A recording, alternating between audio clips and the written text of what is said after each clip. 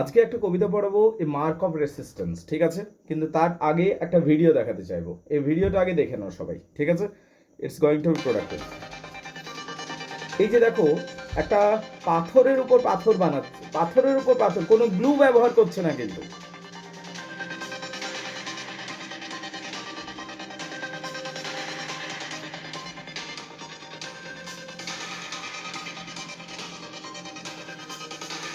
এটা বানাতে কয়েক ঘন্টা সময় লেগে যায়, বুঝতে পারলে কিনা? Alright, so দেখ,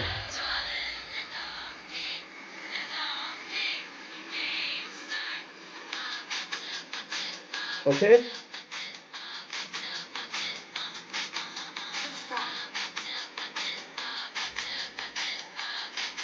ওকে, আই হ্যাভ গট ইট। তাহলে সব থেকে প্রথমে একটা, সরি সরি ফর দিস। আজকে যে কবিতাটা পড়বো সেই কবিতার নাম হচ্ছে মার্ক অফ রেসিস্ট্যান্স, ঠিক আছে?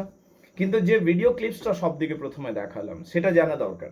তার কারণ মানে পাথরের উপর পাথর রেখে একটা যে পাথরের স্তূপ বানানো যায় এবং সেখানে কোনো গ্লু লাগানো থাকে না। তুমি একটা নুড়ি পাথর নিলে, সেটাকে রাখলে, তারপর আরেকটা নুড়ি পাথর নিলে, তারপর আরেকটা নুড়ি পাথর দিলে এবং তারপর আরেকটা নুড়ি পাথর দিলে, এই যে একটা তুমি পাথরের স্তূপ বানালে, সুন্দর আর্টিস্টিক ফরমেশন, এগুলো সবসময় কিন্তু টেম্পোরারি হয়। এগুলো মানে টেম্পোরারি, এগুলো বেশি দিন থাকে না। একটু হাওয়া আসবে, পড়ে যাবে। বা একটা নদীর ধারেই তো পাথরগুলো নিয়ে বানানো হয়, বা হয়তো একটু ঢেউ এলো, সেই ঢেউয়ে পড়ে যাবে জিনিসগুলো। তো এইগুলো যেন অনেক ক্ষমতার বিরুদ্ধে উঠে দাঁড়িয়ে দাঁড়িয়ে রয়েছে। এগুলো যেন শো করছে যে মার্ক অফ রেসিস্ট্যান্স, যে আমি প্রতিবন্ধ, যেন আমি প্রতিরোধের চিহ্ন হয়ে দাঁড়াচ্ছি। তার কার কার বিরুদ্ধে রেসিস্ট করছে? হাওয়া বইছে, তার বিরুদ্ধে রেসিস্ট করছে। ওখানে অন্যান্য যে ন্যাচারাল ফোর্স রয়েছে তার বিরুদ্ধেও সে উঠে দাঁড়াচ্ছে। ওই পাথরগুলো, কোনো গ্লু নেই কিন্তু, কোনো আঠা নেই কিন্তু, পাথরগুলো একে অপরের উপরে উপরে দাঁড়িয়ে আছে, which is almost next to impossible. কিন্তু এই যে দাঁড়িয়ে আছে, এই পাথরের কথাটা মনে রাখবে, তার কারণ এই কবিতাটা পড়তে গেলে অনেকবার এটা ব্যবহার করা হবে, ঠিক আছে? এবং এই আর্টিস্টরা যারা এটা বানায়, ঠিক আছে, ইউ মাস্ট আন্ডারস্ট্যান্ড, যে আর্টিস্টরা এইগুলো বানায় না, তারা অনেক সময় ধরে এগুলো বানায়। মানে 2 ঘন্টা 3 ঘন্টা 4 ঘন্টা ধরে চেষ্টা করে করে করে করে হয়তো একটা স্ট্রাকচার বানাবে। যে স্ট্রাকচারটা কতক্ষণ স্টে করবে? হয়তো 2 মিনিট, মেবি 7 মিনিট, মেবি 2 ঘন্টা, তারপর কিন্তু পড়ে কিন্তু যাবে ওটা, বুঝতে পারলে কিনা? তাহলে আজকের যে কবিতা, সেই কবিতার নাম হচ্ছে এ মার্ক অফ রেসিস্ট্যান্স। এ মানে একটি, মার্ক মানে চিহ্ন, অফ রেসিস্ট্যান্স, রেসিস্ট্যান্স মানে প্রতিরোধ। তাহলে একটা প্রতিরোধের চিহ্ন, আজকের কবিতার নাম প্রতিরোধের চিহ্ন, একটি প্রতিরোধের চিহ্ন। আমরা এইমাত্র যে শর্টে যে ভিডিও ক্লিপসগুলো দেখলাম, শর্টে ভিডিও ক্লিপস দেখলাম তো তোমাদের এটা বোঝানোর জন্য, আন্ডারস্ট্যান্ড করার জন্য, এই কবিতাটা ভালো করে বুঝবার জন্য যে শর্টে ভিডিও ক্লিপস দেখলাম। এই ভিডিও ক্লিপসগুলো কি বোঝার চেষ্টা করো। এই যে মার্ক অফ রেসিস্ট্যান্স, এই যে সুন্দর পেবলসগুলো, নুড়ি পাথরগুলো সাজিয়েছে, this are beautiful, this are beautiful structure made of pebbles. Pebbles দিয়ে বানানো খুব সুন্দর সুন্দর স্ট্রাকচার, ঠিক আছে? কিন্তু এটা কি ইন্ডিকেট করে, এটা কি সিম্বলাইজ করে? এটা মার্ক অফ রেসিস্ট্যান্সকে সিম্বলাইজ করে, বুঝতে পারলে কিনা? এই যে স্ট্রাকচারগুলো কত শক্তির বিরুদ্ধে ও উঠে দাঁড়াচ্ছে, ভেঙে পড়বে নো ডাউট, কিন্তু যতক্ষণে সেটা ছোট হোক বড় হোক, ও কিন্তু নিজের রেসিস্ট্যান্স পাওয়ারটা দেখিয়ে দিয়ে গেল। তাহলে এ একটি মার্ক, চিহ্ন অফ রেসিস্ট্যান্স, প্রতিরোধের, একটি প্রতিরোধের চিহ্ন। এখানে ওই যে পাথরের স্ট্রাকচারটা, যেটা কেন বলা হয়, সেই পাথরের স্ট্রাকচারটার কথা বলা হচ্ছে। এই মার্ক অফ রেসিস্ট্যান্স কেনকে বলা হবে, দেখো ওই যে পাথরের স্ট্রাকচারটার পোশাকি নাম কেন, বুঝতে পারলে? ওই কেনকে মার্ক অফ রেসিস্ট্যান্স বলা হচ্ছে। এই কবিতাটার আক্ষরিক অর্থে যদি যাও তুমি, তাহলে তুমি একটা সহজ সরল আক্ষরিক অর্থ পাবে, কিন্তু এটার ইনার মিনিংটাকে দেখতে হবে, তোমার ডিপ মিনিংটাকে দেখতে হবে, যে এটার ভেতরে কি অর্থটা দাঁড় করানোর চেষ্টা করছে। That is more important. আগে আমাকে বলো যে কবিতার সম্বন্ধে একটা সম্যক ধারণা পেলে কিনা। কবিতাটা এখনো যায়নি, আমি শুধুমাত্র হেডিংটা পড়লাম আমি, ঠিক আছে? সেই হেডিং সম্বন্ধে একটা আইডিয়া এসছে কিনা। যদি লেখিকার কথা বলি, তার সম্বন্ধে একটু বলে দিই। ইনি একজন ফেমিনিস্ট রাইটার ছিলেন, আমেরিকান অথরেস, ফেমিনিস্ট রাইটার, যিনি এসে কবিতা অনেক কিছুই লিখেছেন, বিখ্যাত কবি ছিলেন, বুঝতে পারলে কিনা, বিখ্যাত কবি আছেন। সো এক কথায় খুব বিখ্যাত, এবং এনার রাইটিংগুলো কিসের জন্য, যে রাইটিংগুলোর প্রচুর সিম্বলিক, মানে প্রচুর হয়তো একটা ছোট্ট বিষয় নিয়ে বলবে কিন্তু সেটাকে অনেকভাবে ইন্টারপ্রেট করা যায়, এবং সিম্বল থাকে, প্রচুর সিম্বলিজম দেখতে পাওয়া যায়। এবং কি অ্যাড্রিন রিচ যিনি রয়েছেন ফেমাস আমেরিকান পোয়েট ছিলেন, এবং ফেমিনিস্ট বুঝতে পারলে। 1929 থেকে 1912-তে উনি মারা যাচ্ছেন, 1929-এ জন্ম, 1912-তে মারা যাচ্ছেন। এবং এনার একটা পলিটিক্যাল রাইটিং রয়েছে খুব ভালো, এনার যে রাইটিংগুলো খুব পলিটিক্যাল রাইটিংও হয়, ফেমিনিস্টিক রাইটিং হয়, যে কোনো কবিতা, গল্প, এসে যাই লিখেছেন, এই অ্যাঙ্গেলগুলো তুমি খুঁজে পাবে, ফেমিনিস্ট অ্যাঙ্গেল তুমি পাবেই, পলিটিক্যাল অ্যাঙ্গেল খুঁজে পাবে, এই জিনিসগুলো এনার মধ্যে রয়েছে। যদি এই কবিতাটার কথা বলি, এই কবিতাটা একটা বেসিক্যালি লিরিক্যাল পোয়েম, বুঝতে পারলে কিনা, এটা একটা লিরিক্যাল পোয়েম, তবে এটার মধ্যে পলিটিক্যাল এবং পলিটিক্যাল অ্যাঙ্গেল তুমি আনতে পারো, সিম্বলিজম তুমি আনতে পারো, ঠিক আছে। টোনের যদি কথা বলবো, একটা সিরিয়াস থটফুল টোন রয়েছে এখানে, একটা ডিফাইন্ড অ্যান্ড রেবেলিয়াস স্পিরিট দেখতে পাবে, একটা বিদ্রোহী স্পিরিট তুমি দেখতে পাবে। মুডের কথা যদি বলি, রিফ্লেক্টিভ মুড, ইমোশনাল মুড আর স্ট্রং সেন্স অফ প্রোটেস্ট দেখতে পাবো, রিফ্লেক্টিভ মুড দেখতে পাবো, ইমোশনাল মুড দেখতে পাবো, স্ট্রং সেন্স অফ প্রোটেস্ট দেখতে পাবো। স্ট্রাকচারের যদি কথা বলি, এটা একটা ফ্রি ভার্স স্ট্রাকচার, কি দেখতে পাবো, ফ্রি ভার্স স্ট্রাকচার, স্ট্রাকচারটা হচ্ছে ফ্রি ভার্স স্ট্রাকচারে লেখা হয়েছে, এটা বুঝতে পারলে কিনা, ফ্রি ভার্স স্ট্রাকচারে লেখা হয়েছে, মানে রাইম ফাইমের কোনো গল্প নেই, বুঝতে পারলে, no fixed rhyme, no fixed metre, একদম ফ্রি ভার্স স্ট্রাকচারে লেখা হয়েছে। এবং কি ফিগার অফ স্পিচ যদি বলবো, প্রচুর সিম্বলিজম ব্যবহার করা হয়েছে কবিতাটাতে, সিম্বলিজম ভরে ভরে রয়েছে, তাহলে এই কবিতাটা সিম্বলিজমে পরিপূর্ণ, ইমেজরি রয়েছে। এবং কি একটা তোমার মেন্টাল পিকচার চলে আসবে, কবিতাটা পড়তে গেলে না ইমেজরি তৈরি, মাথাতে ছবি চলে আসবে, আমি তো তাও দেখিয়ে দিলাম, সেই এই ভিডিও ক্লিপসটা না দেখলেও তোমার মাথাতে একটা পিকচার চলে আসতো। এবং মেটাফরও রয়েছে এখানে, মেটাফর মানে দুটো ভিন্ন জিনিসের মধ্যে তুলনা, লাইক বা অ্যাজ থাকবে না, তো সেটাকে মেটাফর বলা হয়, তো মেটাফরও রয়েছে। ভাষার কথা যদি বলি, ভাষাটা অত্যন্তই সহজ সরল ভাষা, but very powerful and symbolic language, বুঝতে পারলে কিনা, ডাইরেক্ট অ্যান্ড এক্সপ্রেসিভ ভাবে কথা বলা হয়েছে, sometimes symbolic and very deep. তবে একটা ব্যাপার রয়েছে, এই কবিতাটার না, এই কবিতাটাকে বিভিন্ন অ্যাঙ্গেল থেকে, বিভিন্ন দৃষ্টিকোণ থেকে ইন্টারপ্রেট করা যেতে পারে, তবে তুমি যাই ইন্টারপ্রেট করো, এইটা যেন একটা মিনিং দাঁড়ায় যে এটা হচ্ছে রেসিস্ট্যান্স করছে, অন্যায়ের প্রতিবাদ করছে, ন্যায়ের জন্য উঠে দাঁড়াচ্ছে, এই ব্যাপারটা যেন থাকে কবিতার মধ্যে, বুঝতে পারলে কিনা। Point of view, first person point of view থেকে মানে আমি করে বলা হয়েছে, এবং পার্সোনাল একটা ওপিনিয়ন, ইন্ডিভিজুয়ালিটির একটা কথা পাই, ফ্রিডম ভার্সেস অপারেশনের থিম পাবো, ফ্রিডম ভার্সেস অপারেশন, যেন ফ্রি থিঙ্কিং এর কথা, ফ্রিডমের কথা বলা হবে, অপারেশনের বিরুদ্ধে যাওয়ার কথা, অপারেশন মানে হচ্ছে অত্যাচার, অত্যাচারের বিরুদ্ধে আওয়াজ তোলা হবে, আইডেন্টিটির কথা বলা হবে, পাওয়ার অ্যান্ড রিবেলিয়নের কথা বলা হবে, মেমোরি অ্যান্ড ট্রমার কথা বলা হবে, বুঝতে পারলে কিনা। এইটা হলো ব্যাকগ্রাউন্ড, মোটামুটি রাফলি ব্যাকগ্রাউন্ড কবিতাটার। এরপরে আমি লাইন বাই লাইন আসবো কবিতাটা। So let's get start guys. তার আগে বলো কার কোথায় কি সমস্যা আছে মার্ক অফ রেসিস্ট্যান্স কবিতাতে, সেটা আমাকে বলো, আমি বুঝিয়ে দিচ্ছি। কামান গাইস, চলো এবার লাইন বাই লাইন আসা যাক। Stone by stone I pile, তাহলে কবি বলছেন stone by stone I pile, stone মানে পাথর, বাই স্টোন পাথরের উপর পাথর, আই আমি, পাইল মানে জমা করি, পাথরের পাশে পাথর বা পাথরের উপর পাথর আমি জমা করি। First line clear? প্রথম লাইন দেখে নাও, পাথরের, স্টোন বাই স্টোন, পাথরের উপর পাথর, আই আমি, কবি বলছেন, পাইল, পাইল মানে জমা করা, আমি জমা করি। ফার্স্ট লাইন দেখে নাও, কার কি অসুবিধা আছে আমাকে বলো। কামান guys,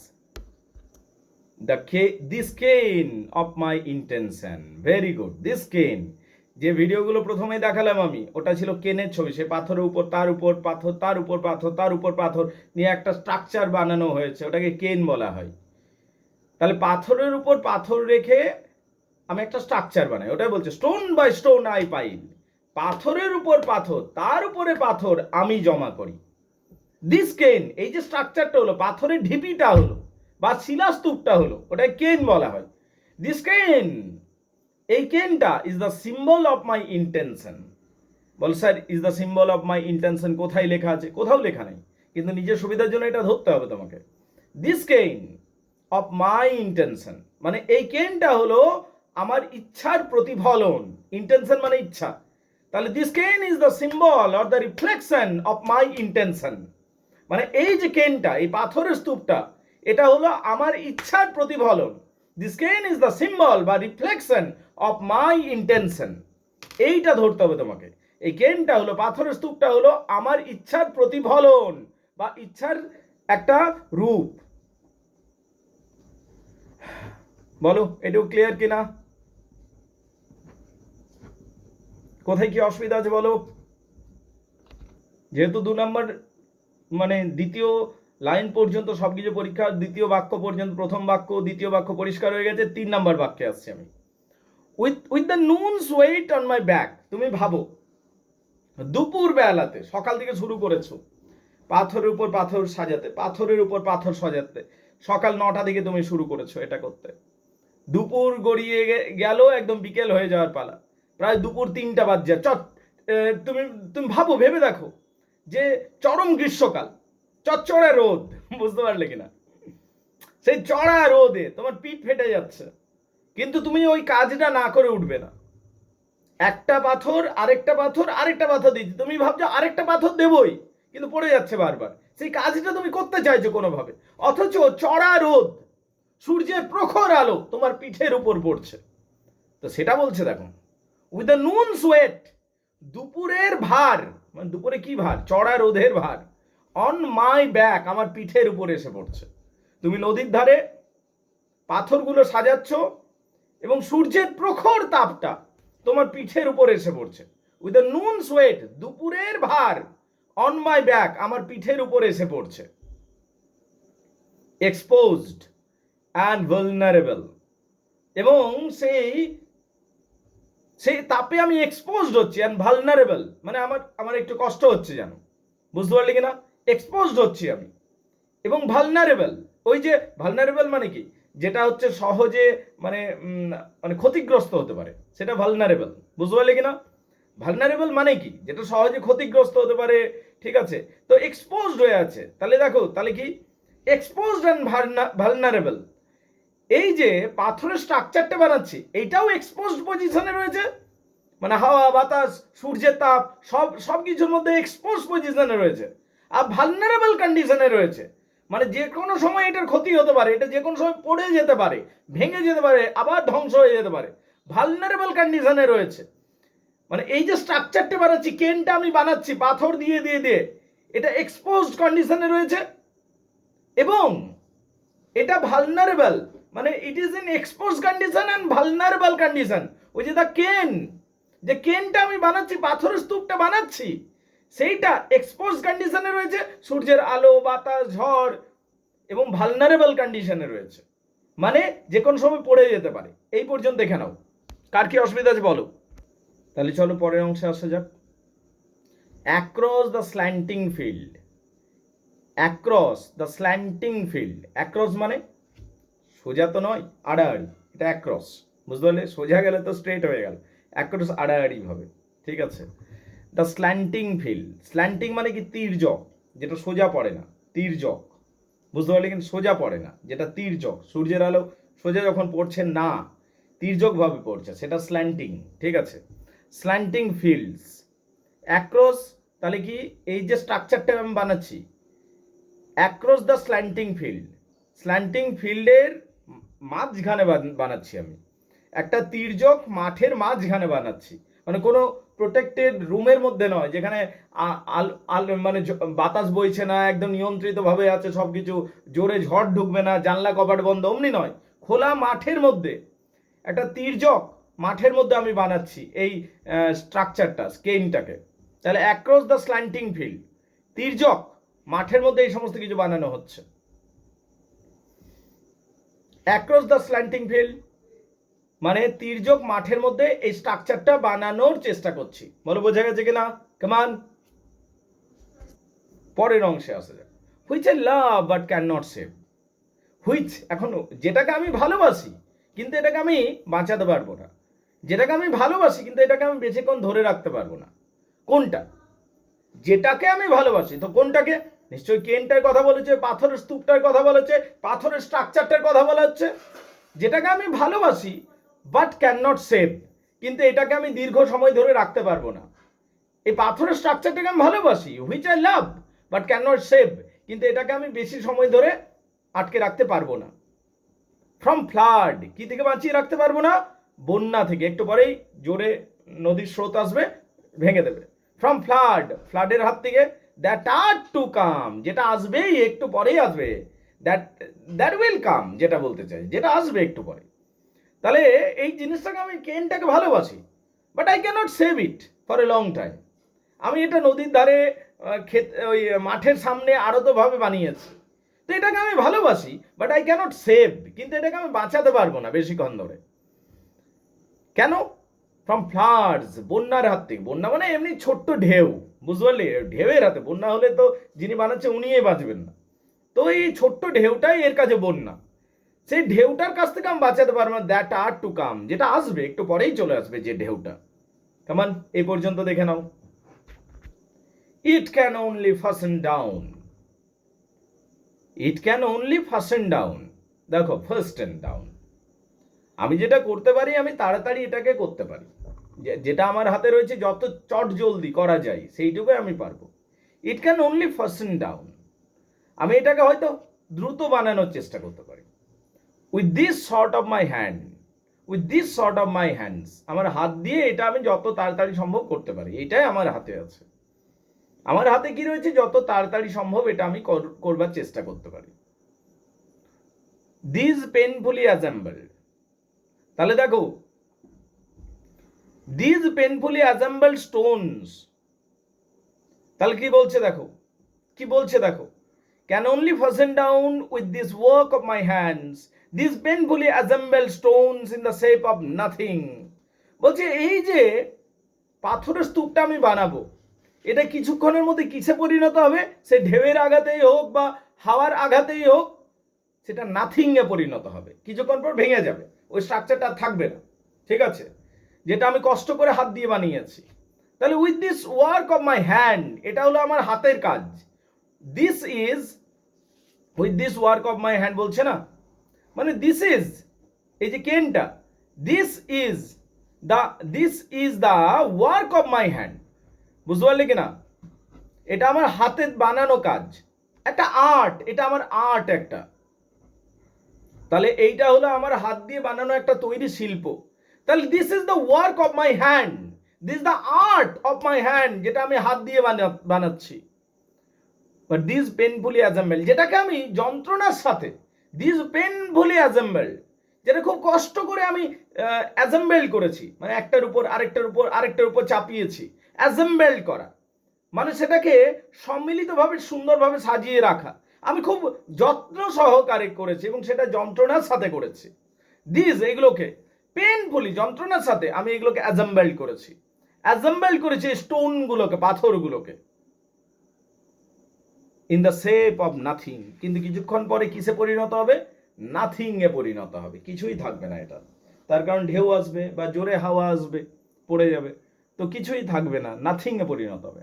that have ever existed before, আর এটার কোনো চিহ্নও থাকবে না। কেউ বুঝতেও পারবে না যে এরকম কোনো কিছু ছিল বলে। কেউ কেউ কোনো বুঝতেও পারবে না, কেউ ভাবতেও পারবে না যে এরকম কোনো স্ট্রাকচার ছিল বলে। That has ever existed before, এটা তোমার একবারও মনে হবে না, না দেখলে, যে এরকম কোনো ছিল বলেও। দ্যাট হ্যাজ এভার এক্সিস্টেড, এর কোনো চিহ্নও থাকবে না ওই স্ট্রাকচারটার। যখন পড়ে যাবে এই স্ট্রাকচারটার কোনো চিহ্নও থাকবে না। That has ever existed before, এবং যেন আগে কোনোদিন এক্সিস্টই করেনি এমন অবস্থা হয়ে যাবে কিছুক্ষণ পর। এ পাইল অফ স্টোনস, পাথরের স্তূপে পরিণত হবে, কিন্তু ভাঙাচোরা পাথরের স্তূপে পরিণত হবে, যে ওই স্ট্রাকচারটা থাকবে না, এলোমেলো পাথরের স্তূপে পরিণত হবে। আ পাইল অফ স্টোনসে পরিণত হবে, মানে ডিসমেন্টালড কন্ডিশনে থাকবে, মানে এলোমেলো হয়ে থাকবে, পাইল অফ স্টোনস অবস্থায় থাকবে। পাথরের স্তম্ভগুলো যেন টুকরো টুকরো হয়ে এদিক ওদিক পড়ে থাকবে। অ্যান অ্যাসারশন, তবু এটা যেন আমার একটা বিবৃতি হয়ে থাকবে। অ্যাসারশন, তবু এটা আমার একটা স্টেটমেন্ট, এটা একটা বিবৃতি হয়ে থাকবে। আমার স্মৃতির কোঠরে এটাকে আমি রাখবো, এটা একটা বিবৃতি। এত কিছু ফোর্সিবল শক্তি রয়েছে, এটা তার বিরুদ্ধেও একটা উঠে দাঁড়ানোর চেষ্টা করেছিল। ঠিক সেই রকম ভাবে, কত সিম্বলিক ভাবো বিষয়টা, যে যতই শক্তিশালী ফোর্স হোক না কেন, তোমার যদি মনে হয়েছে যে তোমার ওটাকে রেসিস্ট করা উচিত, তোমার প্রতিবাদ করা উচিত, সে তুমি ঠুনকো পাথরের স্তম্ভ হলেও তোমাকে উঠে দাঁড়াতে হবে। তোমার রেসিস্টেন্স হয়তো 2 সেকেন্ডের জন্য হবে, তোমার রেসিস্টেন্স হয়তো 5 মিনিটের জন্য হবে, but you have to protest. তোমাকে প্রোটেস্ট করতে হবে। এইটা যেন বোঝানোর চেষ্টা করছে এ পাইল অফ স্টোনস। তারপরে হয়তো সে এলোমেলো হয়ে পড়ে থাকবে, কিন্তু একটা অ্যাসার্শন হবে, একটা যেন দাবি রাখা হবে, একটা আমি বিবৃতি জানালাম, আমি আমার স্টেটমেন্টটা ক্লিয়ার করলাম। সেটা হয়তো 5 মিনিট ইম্প্যাক্ট করলো, আমার স্টেটমেন্ট হয়তো একটু ইম্প্যাক্ট করলো, তাও চলবে, কিন্তু আমি অন্যায়ের পক্ষে ছিলাম না। আমি যেন, যদি আমার কোনো কিছু অন্যায় মনে হয়েছে, আমি সেটার প্রতিবাদ করলাম। সেটার হয়তো গুরুত্ব কম, but I shall make a statement. এইটা বলছে, আমি আমার বিবৃতিটা দিলাম, an assertion that the piece of country matters, that this piece of country matters. এই যে ছড়িয়ে ছিটিয়ে পড়ে থাকবে জিনিসগুলো, এইটাই ম্যাটার করবে, যে তুমি একটা স্টেটমেন্ট রেখেছিলে। সেটা যে বিশাল কিছু পরিবর্তন দেবে, নট নেসেসারি। ধরো একটা কিছু অন্যায় চলছে, ঠিক আছে, এবার তুমি ভাবছো আমি একটা নগণ্য মানুষ, আমি কি পরিবর্তন করে দেব? না, তোমার ওই যে যে প্রতিবাদটা, ওই একখণ্ড প্রতিবাদ, সেটাও জরুরি। এইটা বলতে চাইছে, that the piece of country matters. দেখো বলছে পাইল অফ স্টোনসে পরিণত হবে কিছুক্ষণ পর, কিন্তু এটা একটা আমার অ্যাসার্শন, এটা আমার একটা বিবৃতি, that this piece of country matters. এই যে গ্রাম্য, একটা গ্রামের অঞ্চলে, একটা গ্রাম্য পরিবেশে আমি কোথায় দূর থেকে একটা স্তম্ভ বানালাম, মানে আমি যেখানেই থাকি না কেন, হোয়ার এভার আই স্ট্যান্ড, আমি সেখান থেকেই যেটুকুই বা প্রতিবাদ করব, সেটা যতটাই ইম্প্যাক্টফুল হোক না কেন, সেটা হয়তো আমার প্রতিবাদে পুরোটা চেঞ্জ হবে না, মেনে নিলাম, 5 মিনিটের ইম্প্যাক্ট হবে, তাও মানলাম, কিন্তু আমি আমার তরফ থেকে যতটা সম্ভব প্রতিবাদ করার আমি করলাম। That piece of country matters for large and simple reason, for large and simple reason. এবং এটাই ম্যাটার করবে, এবং এইরকম ভাবেই বড় বড় যে রিজনগুলো থাকে সেগুলো আস্তে আস্তে পাল্টাবে, যদি সবাই সূক্ষ্ম সূক্ষ্মভাবে নিজের তরফ থেকে প্রতিবাদ করে। এ মার্ক অফ রেসিস্টেন্স। এই যে কেন, আমি যে পাথরের স্তম্ভগুলো বানালাম, যেটা খুবই ক্ষণস্থায়ী বা অল্পই ইম্প্যাক্টফুল, বেশি ইম্প্যাক্টফুল নয়, এটাও যেন একটা মার্ক অফ রেসিস্টেন্স, এটাও যেন একটা প্রতিবাদের চিহ্ন, আর সাইন, একটা চিহ্ন, অ্যাডভান্টেজ। বুঝতে পারলে কিনা? দেখে নাও, এটা বেসিক্যালি বলতে কি চাইছে জানো? বলতে চাইছে এই যে মার্ক যেটা বলছে না, চিহ্ন বা দাগ, এটা কোনো শারীরিক দাগ নয়, বরং একটা অভিজ্ঞতা বা সংগ্রাম বা প্রতিবাদের চিহ্ন। ঠিক আছে, এখানে কি বলছে দেখো, এখানে বলছে মানুষের প্রতিবাদ, সংগ্রাম, আত্মপরিচয়ের শক্তিকে তুলে ধরেছে। তোমার যতটুকুই ক্যাপাসিটি থাক, সেটা যতটাই কম লাস্টিং হোক না কেন, ডাজন্ট ম্যাটার, তুমি প্রতিবাদ করছো কিনা এইটা বেশি ইম্পর্টেন্ট। ঠিক আছে, এবং সেটা একটা গুরুত্বপূর্ণ প্রতীক, শুধু বাহ্যিক দাগ নয়, একটা তোমাকে মানুষের ভেতরের অভিজ্ঞতাকে, কষ্টকে, অন্যায়ের বিরুদ্ধে মানুষের উঠে দাঁড়ানোর প্রবৃত্তিকে মানুষকে সামনে রাখতে হবে।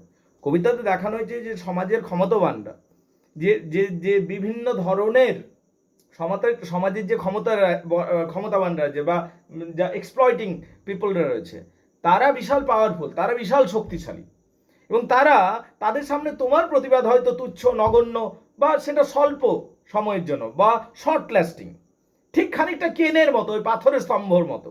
তবু তোমার পক্ষে যা কিছু করা যায় সেটাকে তুমি করবে। হয়তো এই ক্ষমতাবানরা অতি সহজেই তোমাকে মুছে ফেলতে পারে, কিন্তু ওই যে তুমি স্বল্প সময়ের জন্য প্রতিবাদ করলে, সেটাও কিন্তু একটা চিহ্ন, প্রতিবাদী চিহ্ন হয়ে দাঁড়াবে। এটা মানুষের মন এবং শরীরে স্থায়ী হয়ে থাকে। মার্ক ধীরে ধীরে মানুষের এবং মানুষের মনে এটা ধীরে ধীরে একটা প্রতিফলন তৈরি হবে, প্রতিরোধের প্রতীক হিসাবে উঠে দাঁড়াবে। মানে পৃথিবীতে বিভিন্ন প্রতিবাদের প্রতীক আছে, সেগুলোকে ক্ষমতাশালী এবং অত্যাচারীরা বারবার মোছার চেষ্টা করেছে, কিন্তু সেগুলো তো মুছে যায়নি।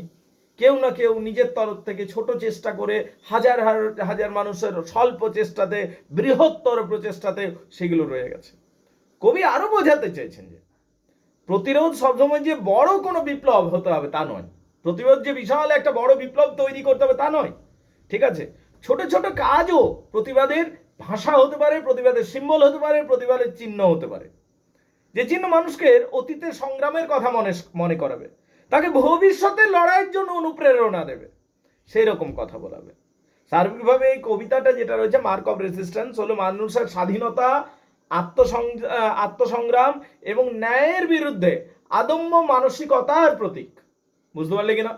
এটা প্রমাণ করে যে মানুষকে দমন করা গেলেও তার প্রতিবাদের চিহ্ন কখনোই সম্পূর্ণভাবে মুছে ফেলা যায় না। সাপোজ ধরে নাও ইউর এ গার্ল, এখানে তিনজনে মেয়ে রয়েছে, ঠিক আছে? সাপোজ আমি বলছি এখানে যতজন আমরা রয়েছে ইউর গার্ল, এবং ওখানে কেউ বলছে যে একটা এইরকম একটা আইন পাস করানো হচ্ছে যেখানে মেয়েদের আজ থেকে কাজ করতে দেওয়া হবে না। সেক্ষেত্রে হেনা কিয়েই বা করে নিতে পারবে এইরকম আইন পার্লামেন্ট থেকে যদি বার হচ্ছে, বা রীতিকা কি একবার করে নেয়, কিন্তু ও চুপ করে নেই। তার পরিবেশে প্রতিবাদে অংশ নিল, প্রোটেস্ট করলো, সোশ্যাল মিডিয়াতে সে এটাকে সে এই কথাটা কে সামনে রেখে এটা যে খারাপ জিনিস সেটা বোঝানোর চেষ্টা করলো নিউট্রাল মানুষদের। এই যে ব্যাপারটা ও নিজের তরফ থেকে ছোট্ট ক্ষুদ্র প্রচেষ্টা করলো, এইটাও ম্যাটার করে। তোমাকে গিয়ে পুরো আইনটাকে বদলে ফেলতে হবে পার্লামেন্টে, সেটা তো অনেক বড় কাজ। যদি সেটা তুমি নাই পাচ্ছ, সামান্য প্রতিবাদও প্রতিবাদ, এইটা যেন বোঝানোর চেষ্টা করছে মার্ক অফ রেসিস্ট্যান্স কবিতার মধ্য দিয়ে। কামান বলো ব্যাপারটা কেমন লাগলো না লাগলো, একটু বুঝতে পারলে কিনা বলো, কোথায় কোথায় সমস্যা আছে এবার আমাকে বলতে পারো। কামান গাইজ, শেষের অংশটা আরেকবার বলছি, হ্যাঁ তোমাদের একটু বুঝতে অসুবিধা হয়েছে শেষের অংশটা, তো ওটা আরেকবার বলছি, একটু ফ্লোট মানে একটু স্পিডে পড়া হয়ে গেল, ঠিক আছে? তো শেষের অংশটা আরেকবার দেখা যাক। দেখো বলছে আ পাইল অফ স্টোনস, এই যে কেন হলো পাথরের স্তম্ভগুলো, ঠিক আছে? কিন্তু এটা যখন ভেঙে পড়ে তখন কি হয়, এলোমেলোভাবে ছড়িয়ে ছিটিয়ে থাকে। কিন্তু ছড়িয়ে ছিটিয়ে থাকলেও ইট ইজ অ্যান অ্যাসার্টশন, এটা আমার বিবৃতি যে আমি প্রতিবাদ করার চেষ্টা করেছিলাম। হ্যাঁ ছড়িয়ে ছিটিয়ে গেছে এখন, নো প্রবলেম, কিন্তু এটা আমার একটা বিবৃতি যে পাইল অফ স্টোনস, যে কেনটা আমি বানিয়েছি সেটা একটা আমার অ্যাসার্টশন, আমি একটা বিবৃতি দিচ্ছি that this piece of country matters, this piece of country matters, that this piece of country matters, এবং আমার ভয়েসটাও ম্যাটার করে, এইটা বলতে চাইছে। মানে কি আক্ষরিক অর্থে না এটা বুঝতে পারবে না কবিতাটা, সেই জন্য একটু ইনসাইড মিনিং নিয়ে চলতে হবে তোমাকে। That this piece of country matter, এটার আক্ষরিক অর্থ মানে কি, মানে এই খণ্ডটি দেশের বা দেশ বা গ্রামের এই প্রান্তে থাকা মানুষের ভয়েসটাও ম্যাটার করে, এইটা বলতে চাইছে, ঠিক আছে? That this piece of country matters মানে কোনো গ্রামে ও এটা বানাচ্ছে, কোনো নদীর ধারে ও এটা বানাচ্ছে, শহরে তো বানানো সম্ভব নয়। তো এই গ্রামের আওয়াজটাও, এই গ্রামের কোলে নদীর ধারে একটা যে আমি কেন বানালাম, পাথরের স্তম্ভ বানালাম, মানে একটা প্রতিবাদ করলাম, সেটাও ম্যাটার করে, মানে সেটাও গুরুত্বপূর্ণ। For a large and simple reason, একটা বড় বৃহত্তর কারণের, বড় বৃহত্তর ক্ষেত্রে ওই ছোট ছোট ঘটনাক্রমগুলো অনেক গুরুত্বপূর্ণ ভূমিকা পালন করে। It's a mark of resistance, a sign, এটা একটা চিহ্ন, এটা একটা প্রতিবাদের চিহ্ন, a mark of resistance, Adrienne রিচের লেখা। কমান গাইজ দেখে নাও, আবার বলো কোথায় কোথায় সমস্যা আছে বলো, কমান। আসলে এই যে কবিতাটা আমরা পড়লাম এই মার্ক অফ রেসিস্ট্যান্স, হ্যাঁ হ্যাঁ দেখছি আমি, দাঁড়ো দাঁড়ো একটু দাঁড়ো, ওয়েট করো প্লিজ। ওকে চলো শুরু করা যাক। কোনো কারণে হয়তো ভয়েস ব্রেক করছিল, বাট এখন ক্লিয়ার আছে একদম। দেখো বলছে এই যে কবিতাটা আমরা পড়লাম, মূল কথা হচ্ছে অপারেশনের এগেনস্টে দাঁড়ানো, মানে অত্যাচারের বিরুদ্ধে নিজের যতটুকু সম্বল আছে সেইটুকু নিয়ে প্রতিবাদ করা। সেটা খুব নগণ্য হতে পারে, ক্ষণস্থায়ী হতে পারে, সেটা তোমার কাছে নগণ্যও মনে হতে পারে, but we should stand against operation, আমাদের অপারেশনের এগেনস্টে উঠে দাঁড়াতে হবে, অপারেশনের এগেনস্টে আমাদের প্রতিবাদ করতে হবে। এইটাই যেন এটা মূল কথা এই কবিতাটার। পরীক্ষার খাতাতে অবশ্যই এই অংশগুলো লিখতে হবে, যে ম্যাটেরিয়ালসগুলো দিলাম, যে নোটসগুলো দিলাম, ওখান থেকে পরীক্ষা আসবে, তোমরা এগুলো রেডি করে নাও, ঠিক আছে? এবার বলো কার কী অসুবিধা আছে, কোথায় কী সমস্যা আছে আমাকে এবার বলো। তাহলে গাইজ এই ছিল আমাদের অনলাইনের ক্লাস। তোমাদের আশা করি মার্ক অফ রেসিস্ট্যান্স কবিতাটা ভালো লেগেছে। যদি তোমরা এই কবিতাটাকে বুঝতে পেরেছো, পড়াটা বুঝতে পেরেছো, উপভোগ করেছিল, চ্যানেলকে লাইক করো, সাবস্ক্রাইব করো। আর যদি মনে হয় যে চ্যানেলটা বেশ ভালো চ্যানেল, সাপোর্ট করো। Alright, that's up to you guys. Alright, আর যদি মনে হচ্ছে যে আমাদের সাথে ক্লাসেও জুড়তে চাও, yes you can join us guys. আমি হোয়াটসঅ্যাপ নাম্বার শেয়ার করলাম, তবে তোমার যদি অন্য কিছু কোয়েশ্চেন থাকে আমাকে হোয়াটসঅ্যাপে কোয়েশ্চেন করতে পারো। ফোনে অনেক সময় হয়তো আমি অ্যাভেলেবেল থাকি না, বাট হোয়াটসঅ্যাপে কোয়েশ্চেন করবে, রিপ্লাই করি আমি, ঠিক আছে? সো হোয়াটসঅ্যাপ নাম্বার শেয়ার করলাম। যদি আমাদের সাথে অনলাইনে জুড়তেও চাইছো, যদি তোমার মনে হচ্ছে আমার আমি যে স্টাইলে পড়া বোঝাচ্ছি তোমরা বুঝতে পারছো ভালোভাবে, তাহলে তোমরা জুড়তে পারো। ক্যালকাটা ইউনিভার্সিটির যদি কেউ রয়েছো তাহলে অবশ্যই জুড়তে পারো। Phone number, WhatsApp number share করলাম 8926939467, 8926939467। Thank you very much ইনডেড।